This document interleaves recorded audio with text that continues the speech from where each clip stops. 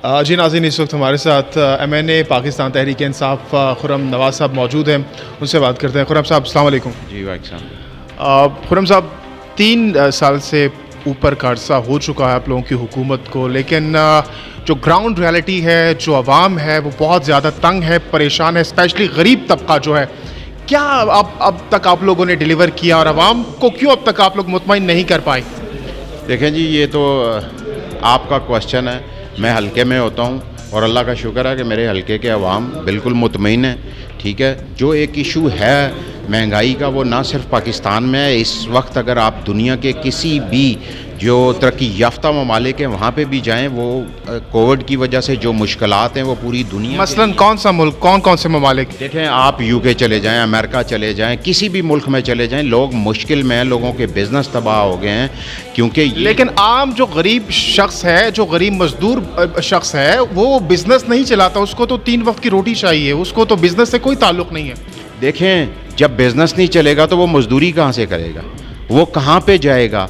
जो दिहाड़ी लगाता है, जब देखें, ये बात बार बार होती है कि अभी भी आपको पता है कोविड की क्या सिचुएशन है। अगर हम पूरा मुल्क बंद कर देंगे तो उसको मज़दूरी नहीं मिलेगी। इसी तरह बहुत सारे बिज़नेस जो थे वो कोलैप्स कर गए, लोग बेरोज़गार हो गए, इस वजह से लोग मुश्किल में हैं। और इसके ऊपर आपको पता है कि एहसास प्रोग्राम के ज़रिए वज़ीर आज़म पाकिस्तान ने हर उस बंदे को 12,000 पहुँचाया कि जो लोग गरीब थे, और उनके लिए एफर्ट की, और पूरी दुनिया में इस चीज़ कता कलामी के लिए माज़रत चाहूँगा। खुर्रम साहब, आप लोगों ने कहा था, इमरान खान साहब ने कहा था कि 1 करोड़ नौकरियाँ, 50 लाख घर हम प्रोवाइड करेंगे। कहाँ तक पहुँचा वो घर और वो करोड़ नौकरियाँ? जो घरों का है जी, वो बहुत सारी जगह पे पीएम ने एनुग्रेट किया, लेकिन घर कोई एक दिन में नहीं बन जाता। 3 साल हो गए। मैं आपको यही कह रहा हूँ कि वो पूरी पॉलिसी बनाएगी, पाकिस्तान हाउसिंग अथॉरिटी बनाएगी।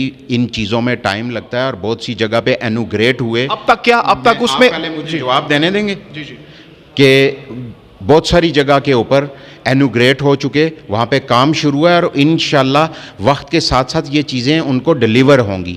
लेकिन आहिस्ता आहिस्ता ये चीज़ें ठीक होंगी।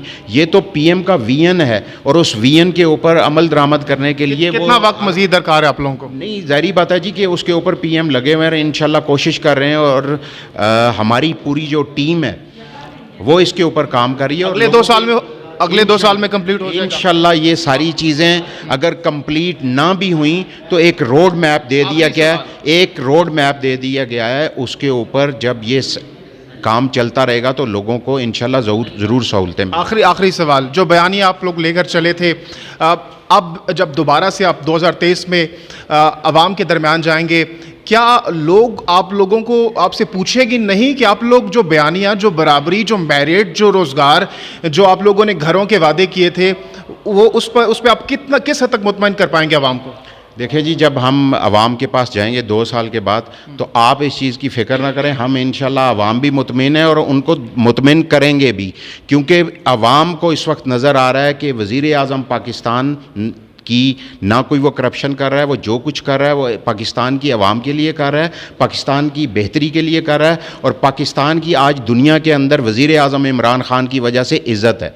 ठीक है, बहुत शुक्रिया। नाज़रीन, मैंने पाकिस्तान तहरीक इंसाफ खुर्रम साहब हमारे साथ मौजूद थे, और वो ये कह रहे थे कि with the passage of time चीज़ें जो है वो ठीक होंगी, और जब अब 2 साल बाद वो दोबारा से आवाम के दरमियान जाएंगे तो वो उनको ज़रूर मुतमईन कर पाएंगे। बहुत शुक्रिया।